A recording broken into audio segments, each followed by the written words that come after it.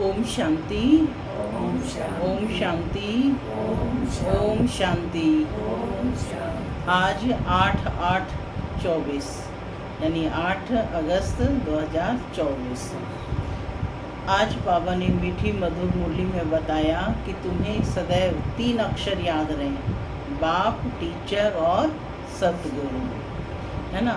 क्योंकि उनकी इनमें जो है बाप में, टीचर में और सतगुरु की जो विशेषताएं हैं, ये अनेक विशेषताएं, इनकी विशेषताएं याद करेंगे तो वो विशेषताएं हमारे अंदर भी आती जाएंगी। साथ ही बाबा ने कहा कि अपने हर कदम में पदम की कमाई जमा करो। यहाँ कदम संकल्प का प्रतीक है, तो हमें अपने संकल्प सेवार्थ चलाने हैं जिससे कि हमारी कमाई हो सके। और बाबा ने आज की मुरली में ये भी बताया राज कि सभी के लिए ये एक ही हट्टी है, सब धर्म की आत्माएं यहीं पर आनी हैं। ये गुह्य राज आज बाबा ने मुरली में बताया है कि बाबा कहते जब इस राज को जान जाएंगे तो सबके कल्याणकारी बनते जाएंगे। फिर रंग रूप, देश, काल, स्त्री पुरुष, है ना, धर्म, सब की दीवारें टूट जाएंगी। एक ही पिता की हम सब संतान हैं, तो सबका कल्याण करते चलेंगे। ओम शांति। सुनते हैं आज के डायरेक्ट ईश्वरीय महावाक्य। बाबा कहते मीठे बच्चे, बाप, टीचर और सतगुरु, ये 3 अक्षर याद करो तो अनेक शिफ्तें अर्थात विशेषताएं आ जाएंगी। आज की मुरली से प्रश्न है, किन बच्चों के हर कदम में पद्मों की कमाई जमा होती रहती है? किन बच्चों के कदम में पद्मों की कमाई जमा होती रहती है? जो बाबा की याद में रहते हैं, जो सेवा करते हैं। गुड। जो उत्तर सुनते हैं बाबा का, जो अपना हर कदम सर्विस में बढ़ाते हैं वही पद्मों की कमाई जमा करते हैं। अगर बाबा की सर्विस में कदम नहीं उठाएंगे तो पद्म कैसे पाएंगे? सर्विस ही कदम में पद्म देती है, इसी से पद्मा पदम पति बनते हो। दूसरा प्रश्न है, किस राज को जानने के कारण तुम बच्चे सभी के कल्याणकारी बनते हो?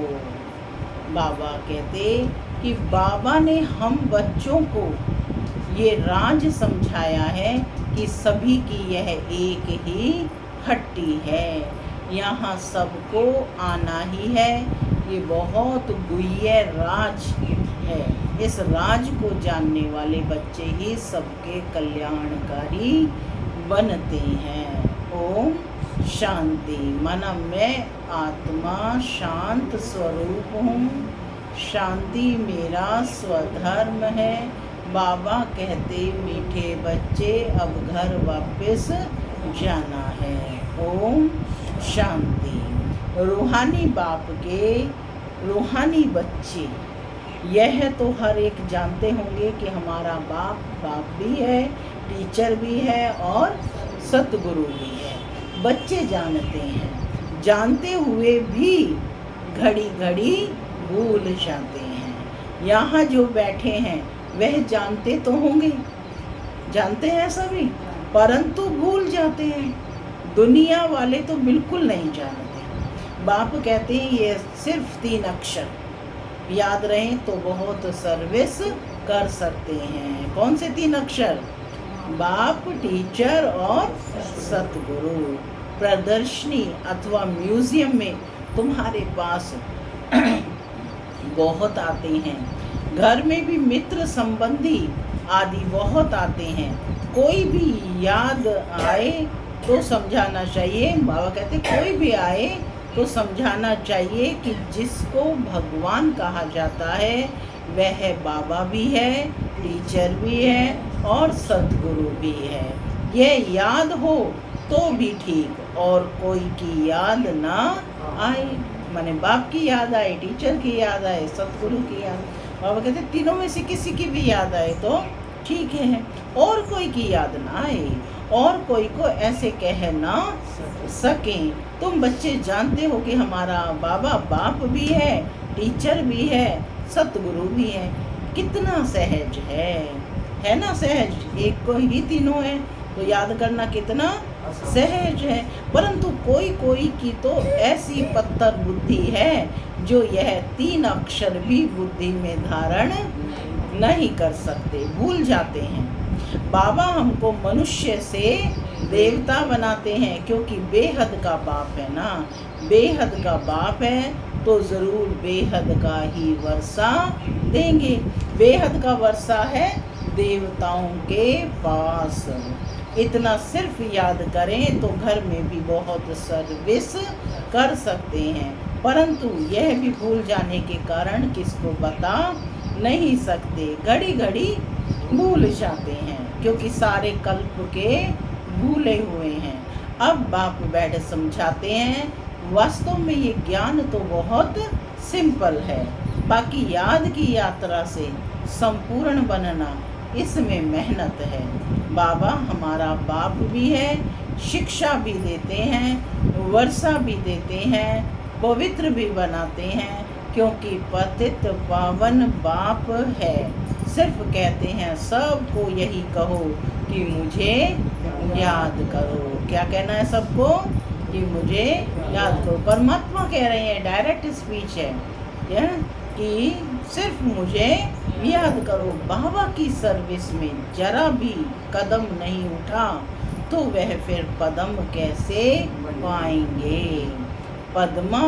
पदमपति तो सर्विस से ही बन सकते हैं। जब सर्विस के लिए संकल्प चलेंगे और उसमें कर्म में लाएंगे तो ही बाबा कहते पदमपति बन सकते हैं। सर्विस ही कदम में पदम ले आती है। सर्विस के लिए बच्चे कहाँ कहाँ से भागते रहते हैं, कितने कदम उठाए जाते हैं, माने कितने संकल्प उठाए जाते हैं। कदम ही क्या है? कमाई का साधन है। कदम में ही कमाई यानी पदम है। पदम तो उन्हों को मिलेगा ना जो सर्विस करेंगे। ये भी बुद्धि रहती है कि पहले शूद्र को ब्राह्मण बनाना पड़े। ब्राह्मण ही नहीं बनाएंगे तो क्या बनेंगे?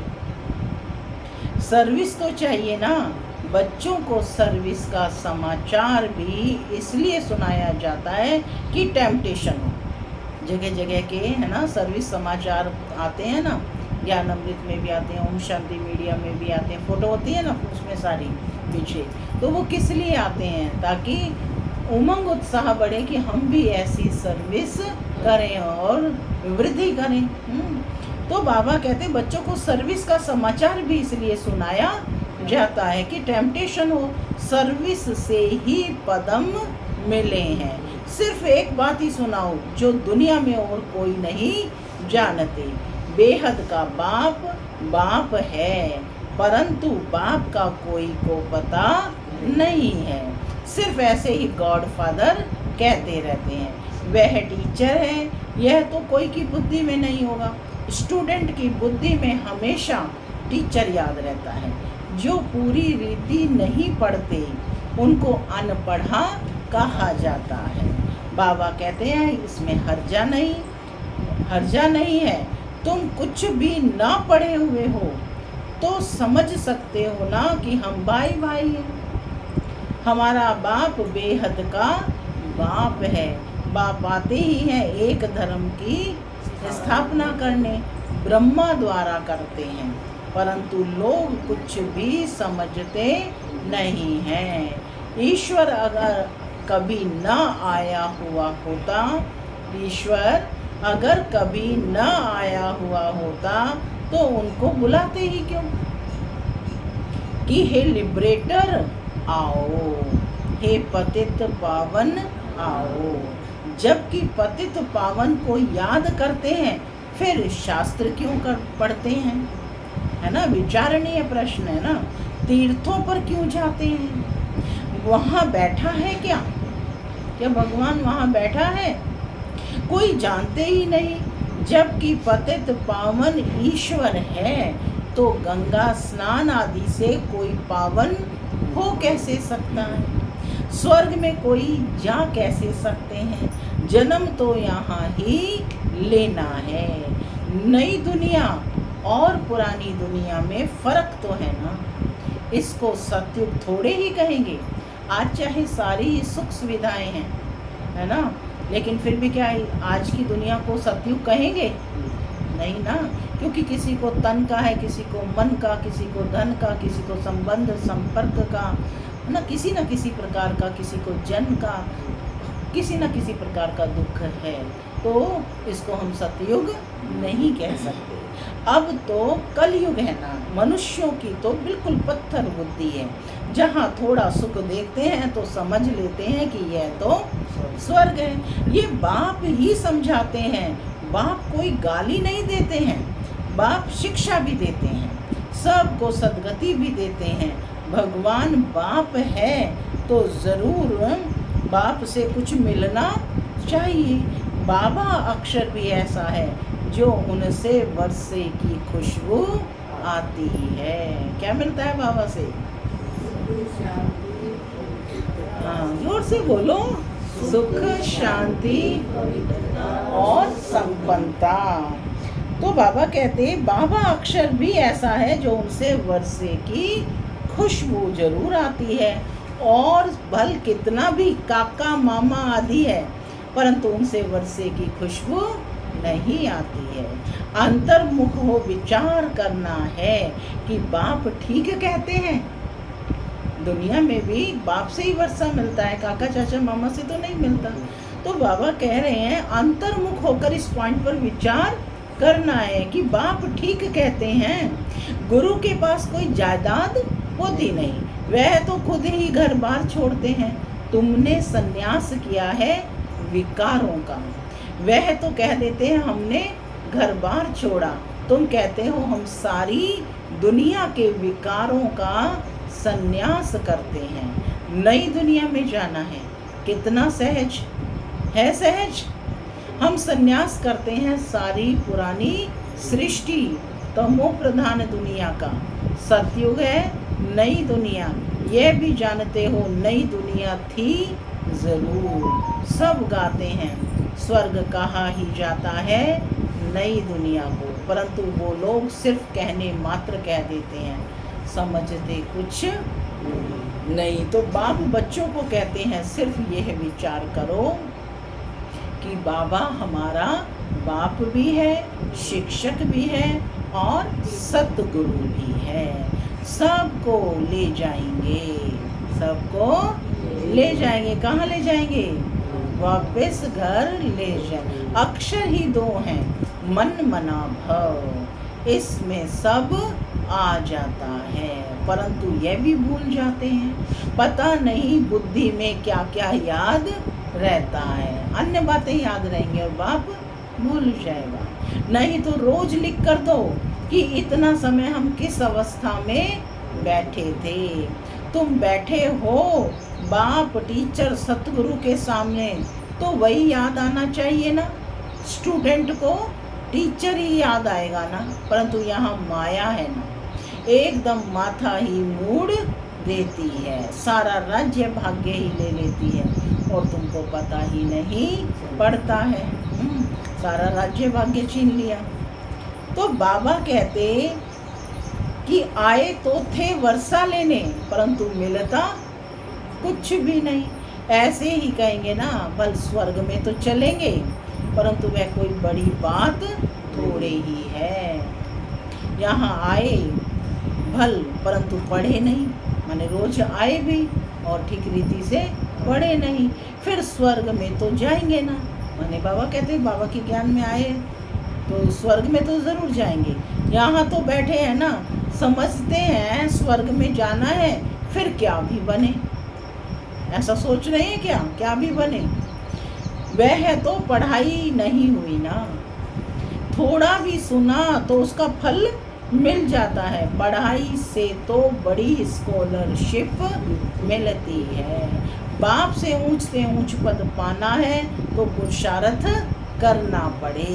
पढ़ाई याद होगी तो 84 का चक्र भी याद आ जाएगा। यहाँ बैठने से सब याद आ जाना चाहिए, परंतु यह भी याद आता नहीं है। अगर याद आए तो किसको सुनाए भी?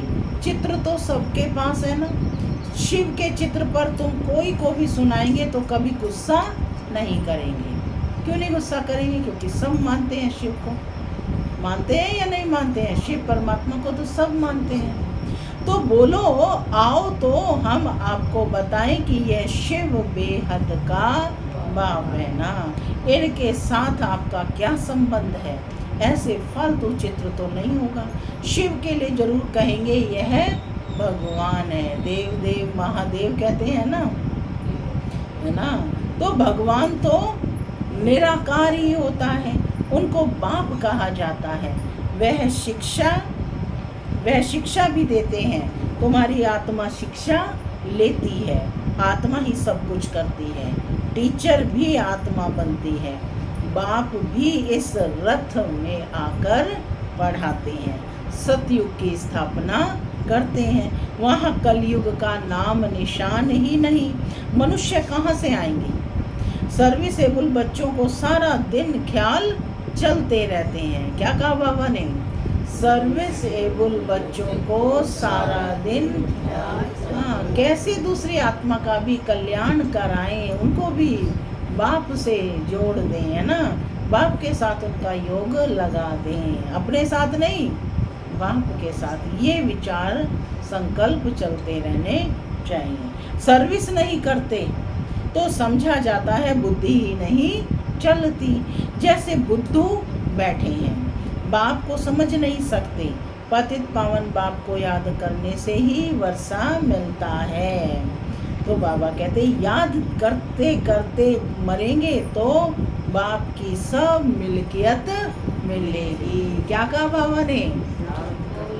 करते करते मरेंगे तो बाप की सब मिल्कियत मिलेगी। बेहद के बाप की मिल्कियत है स्वर्ग। क्या है बेहद के बाप की मिल्कियत? स्वर्ग, जिसमें सुख, शांति, पवित्रता और संपन्नता है।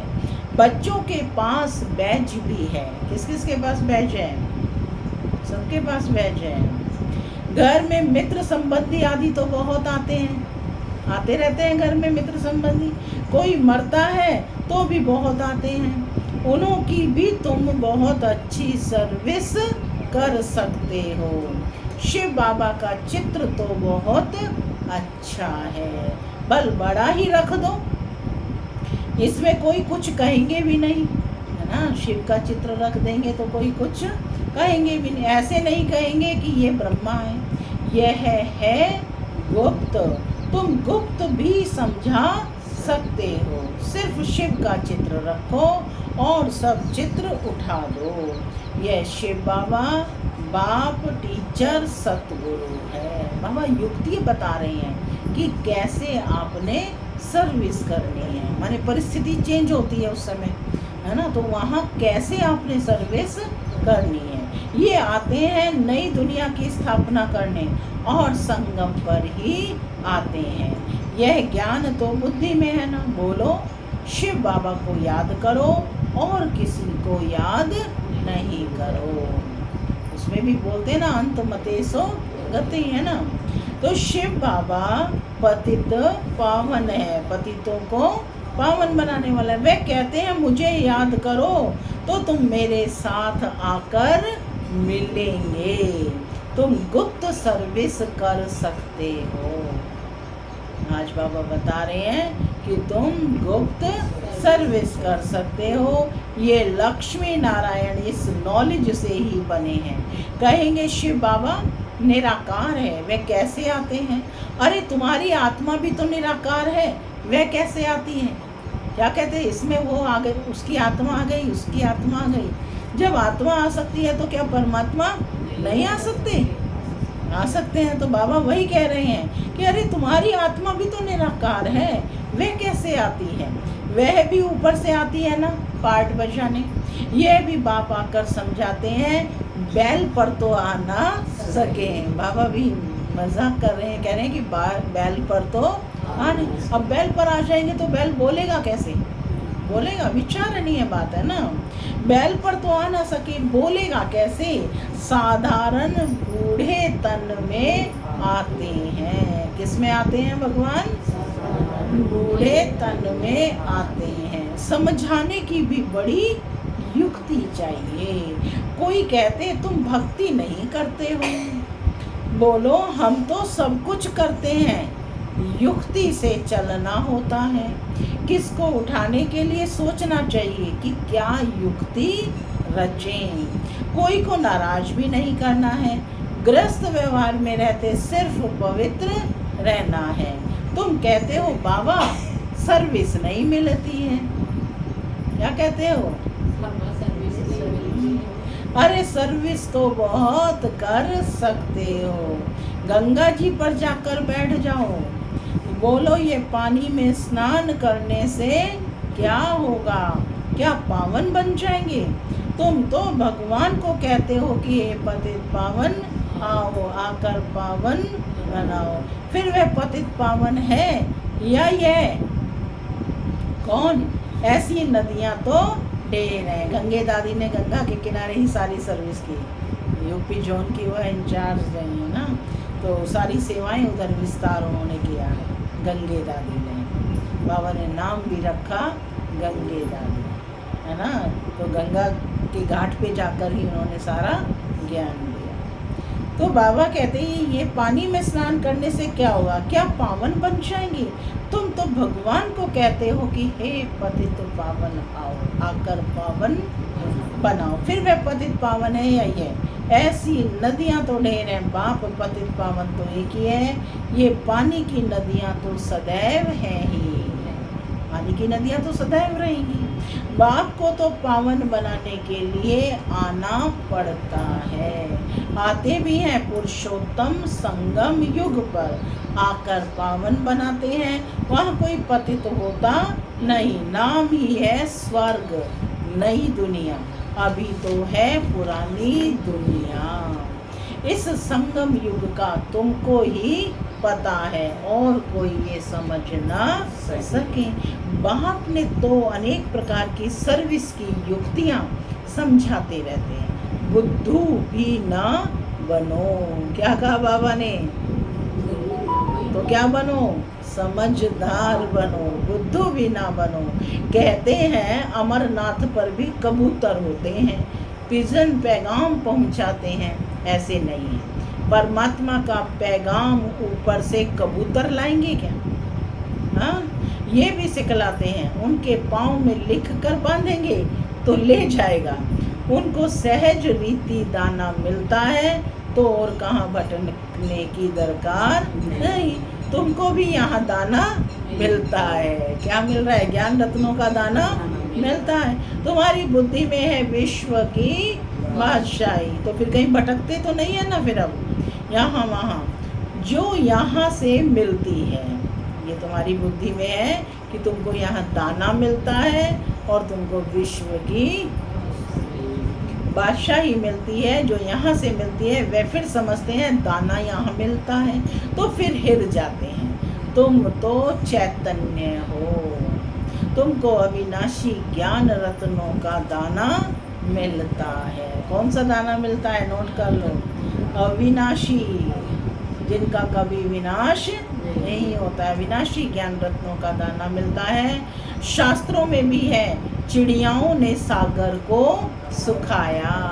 कौन बैठी हो? सब आत्मा रूपी चिड़िया है ना, ज्ञान चुग रही है ना। तो चिड़ियाओं ने सागर को सुखाया। बहुत कथाएं लिख दी हैं। मनुष्य कहेंगे सत्य, फिर कहते हैं सागर से देवता निकले, रत्नों की थालियां भर भर कर ले आए। कहेंगे सत्य। अब समुद्र से देवता कैसे निकलेंगे? समुद्र से समुद्र में मनुष्य व देवता रहते हैं क्या? सोचो भाई, समुद्र में मनुष्य या देवता रहते हैं क्या? कैसे निकलेंगे? बताओ कैसे निकलेंगे? सोचो, कुछ भी समझते नहीं है। जन्म जन्मांतर झूठी सुन पढ़ते और सुनते रहते हैं, इसलिए कहते हैं झूठी माया, झूठी काया, झूठा सब। सच्चे और झूठ संसार में कितना रात दिन का फर्क है। झूठ बोलते बोलते इंसॉल्वेंट बन पड़े हैं। तुम कितना युक्ति से समझाते हो, फिर भी कोटों में कोई बुद्धि में बैठता है। माने कितना, बाबा कहते हैं झूठ बोलते बोलते आत्मा इंसॉल्वेंट माने अपवित्र बन गई है, बिल्कुल विकारी बन गई है। और तुम कितना युक्ति से उन्हें समझाते हो, फिर भी कोटों में यानी करोड़ों आत्माओं में कोई ही समझते हैं। यह है बहुत सहज ज्ञान और सहज योग। बाप टीचर गुरु को याद करने से उनकी शिफ्तें भी बुद्धि में आ जाएंगी, यानी विशेषताएं भी बुद्धि में आ जाएंगी। अपनी जांच करनी चाहिए। हम सब बाबा को याद करते हैं, वह और तरफ हमारी बुद्धि जाती है। तुम्हारी बुद्धि को अभी समझ मिलती है। कितनी मीठी मीठी बातें बाप समझाते हैं, युक्तियाँ बताते हैं। तुम कोई को बैठकर समझाएंगे, फिर तुम्हारे दुश्मन भी नहीं बनेंगे। शिव बाबा ही तुम्हारा बाप टीचर सतगुरु है, उनको याद करो। समझाने की युक्तियाँ रचनी चाहिए। बाप ब्रह्मा के चित्र पर बहुत पीछे पड़ते हैं। शिव का चित्र देख कभी उड़ाएंगे नहीं। अरे यह तो आत्माओं का बाप है ना, तो बाप को याद करो। इनसे बहुतों को फायदा हो सकता है। इनको याद करने से ही तुम पतित से पावन बन जाएंगे। वह सब का बाप है। एक बाप के सिवाय कोई को भी याद नहीं आनी चाहिए। एक बाप के सिवाय कोई की भी याद नहीं आनी चाहिए। और संग तोड़ एक संग जोड़ना है। यह है किसके कल्याण करने की युक्तियाँ।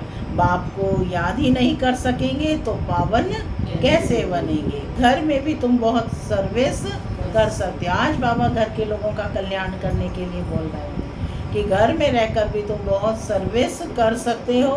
बहुत मित्र संबंधी आदि तुमको मिलेंगे। इसलिए कहा जाता है ना, चैरिटी बिगिंस एट होम। सबसे पहले अपने घर के लोगों को संदेश दो। तो भिन्न भिन्न युक्तियाँ रचो, बहुतों का कल्याण कर सकते हो। हट्टी तो एक ही है, और कोई हट्टी है नहीं, तो जाएंगे कहाँ। अच्छा, मीठे मीठे से लड़े बच्चों प्रति माता पिता दादा का याद प्यार और गुड मॉर्निंग। रूहानी बाप की रूहानी बच्चों को नमस्ते। हम रूहानी बच्चों की रूहानी माता पिता दादा को याद प्यार, गुड मॉर्निंग और नमस्ते। नमस्ते सदा रहो हंसते, बनो फरिश्ते चलो परम। धारणा के लिए मुख्य सार। पहला, गृहस्थ व्यवहार में बहुत युक्ति से चलना है। कोई को नाराज भी नहीं करना है।